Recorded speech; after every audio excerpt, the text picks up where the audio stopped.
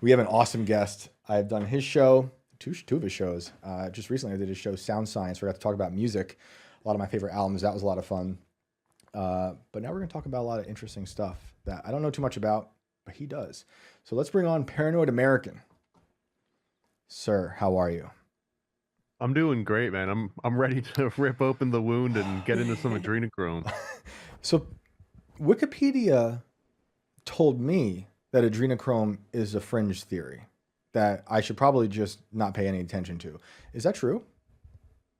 Maybe, maybe a little bit of yes, a little bit of no. There's a little bit of both columns in this one. Okay. Although this is what piqued my interest the most was the lady doth protest too much. That was sort of the summary of me getting into this because it's very similar to Satanic Panic in that way, where you start doing Yeah. just the smallest amount of research and everything that you run into says turn back. This is all BS. Don't Right. even read about this. This is fringe. Right.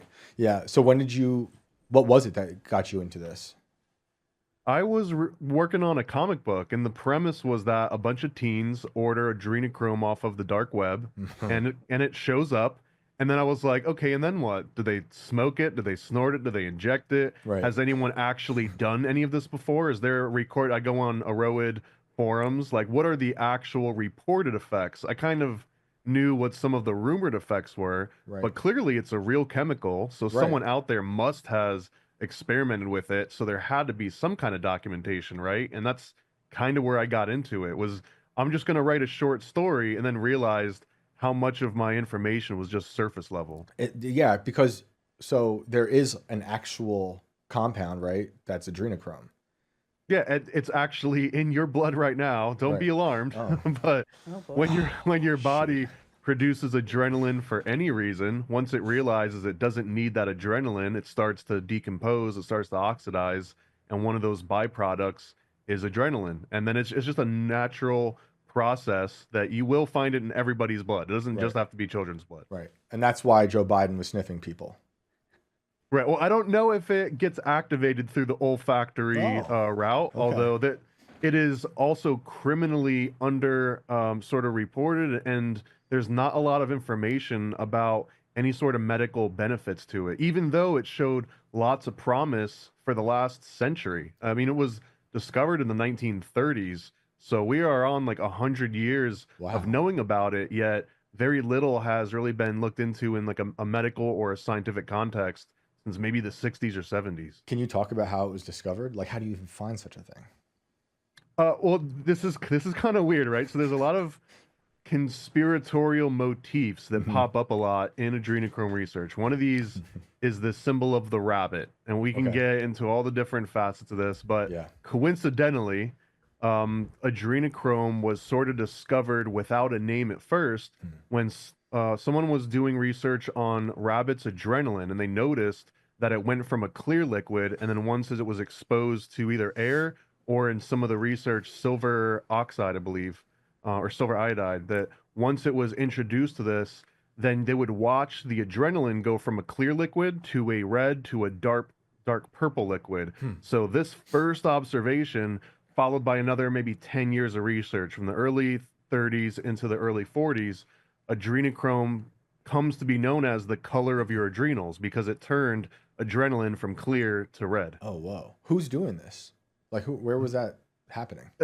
The first one that I came across was a guy named Dr. Ernst Friedman. This was in 1933. He was the one that was doing these experiments on rabbits, circulatory systems, and I mean, for lack of a better word, just kind of poking and prodding at rabbits to see like what happens if I poke it over here. Like Right. there was some aspect of that, and then the actual process of oxidizing adrenaline to see what the byproducts were started to be investigated by these two guys, Ball and Chen, in 1933, and then finally in 1937, Derek Green and Richter, they actually name it adrenochrome. So as far as I can tell, that is the first time it officially gets its name or any name is in 1937. So Huh. even that fact right there kind of blew my mind because I figured adrenochrome came about in the 50s or the 60s. Right. Because people, they can look at various things in popular culture that reference it. You know, Hunter S. Thompson comes up a bunch, I think.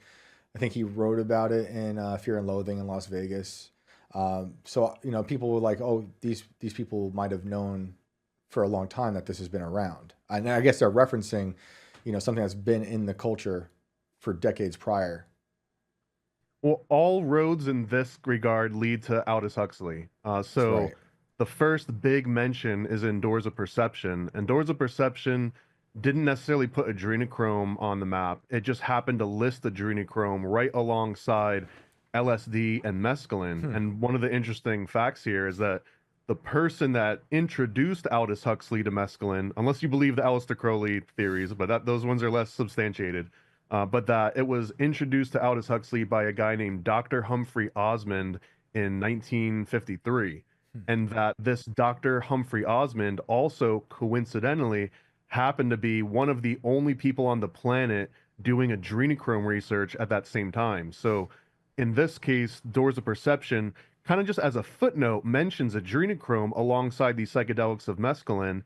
And that, I think, is where it got its rise, because then it gets mentioned by Anthony Burgess in Clockwork Orange. Yeah. It then gets adopted by Stanley Kubrick into the movie of Clockwork Orange. Following that, there's a few other short stories that it gets mentioned in, and then it hits the Fear and Loathing. And I think once Fear and Loathing hits the big screen in the 90s with Johnny Depp, that's when it really explodes. That's when it almost becomes a household name, because in that movie, they explain adrenochrome as, here's these two guys that are in Vegas doing every drug you've ever heard of, an entire, briefcase full of drugs. Mm-hmm. Yet adrenochrome knocks Johnny on his ass. It knocks both of them on their ass. Right. So it makes an impact of like, wow, these hardened drug veterans, they can barely handle their adrenochrome. I wonder what that's all about. And in that book too, they also conflate a lot that the best place to get adrenochrome are through these Satanists, which actually dates into the book. The book goes way more in depth about how they only the Satanists could come across dead bodies, and it had to be a fresh dead body. And who else would you get this from? Of course, it would be a Satanist. That's right. Yeah, he says, yeah, it won't work if it won't work from a corpse. You got to be alive. But Hunter,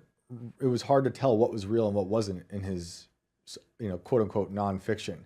So I wonder, because he at one point in another, I think in an article, he said that a politician, someone running for president, was taking ibogaine. Do you know about that story? And I don't know the story. I know what ibogaine is. yeah, but like it was just a total fabrication, and everyone believed that the politician was now addicted to ibogaine or whatever it is.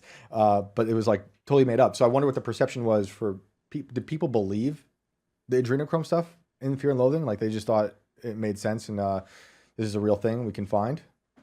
I mean, I think so, and it kind of is. It kind of is a real thing Yeah. that you really can find, and it wasn't. This is another weird twist and turn of this adrenochrome story, because he gets credit in his Fear and Loathing as the one that kind of introduces it as this drug, specifically relating to blood magic in some ways and sacrifice, and Right. all of the weird connotations you get from the QAnon theories.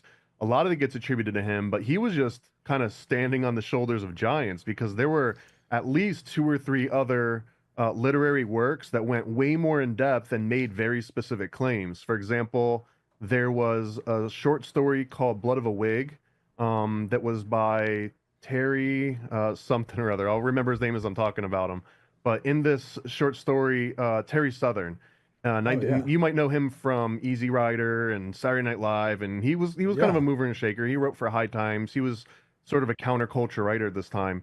He writes a story called Blood of a Wig, and it's about two guys that are going to break into an insane asylum and extract blood from one of the patients there, because he's got adrenochrome in his blood. And the thought in the context of the story was that if they do a blood transfusion, if they put this schizophrenic patient's blood into their body, then they will temporarily get to feel what it's like to be schizophrenic through the high levels of adrenochrome. And this itself, I mean, this is a fictional story about these two guys.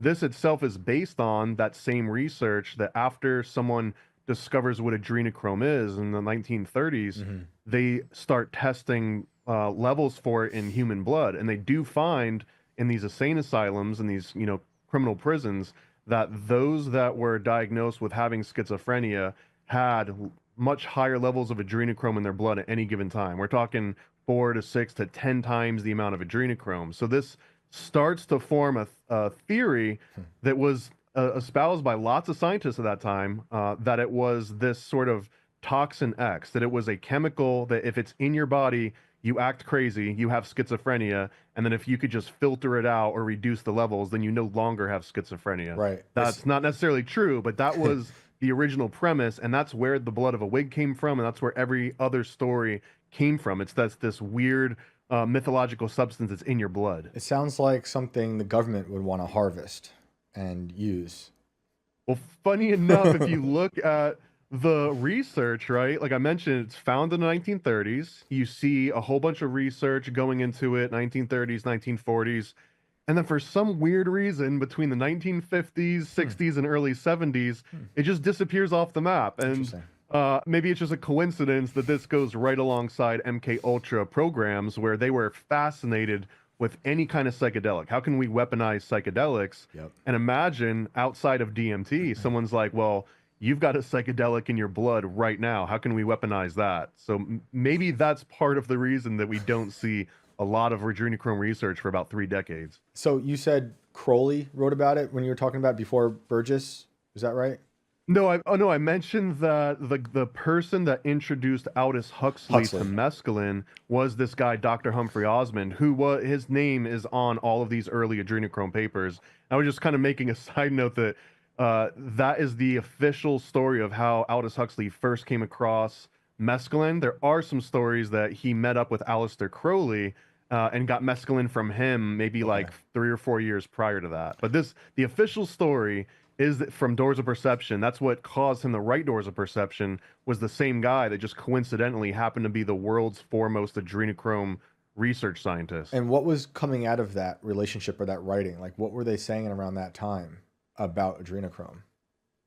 Adrenochrome at that point, it was just sort of a weaker form of mescaline. It was just being mentioned alongside all of these other psychedelic, these novel new chemicals that could alter the human brain, and it was mentioned alongside of those, but doesn't ever really get the focus until it gets featured in these short stories like Blood of a Wig. There was also a story called The Winter Market, or it was a collection of short stories called The Winter Market by the same guy that wrote Necromancer, William Gibson. He's like, fairly well known for Necromancer.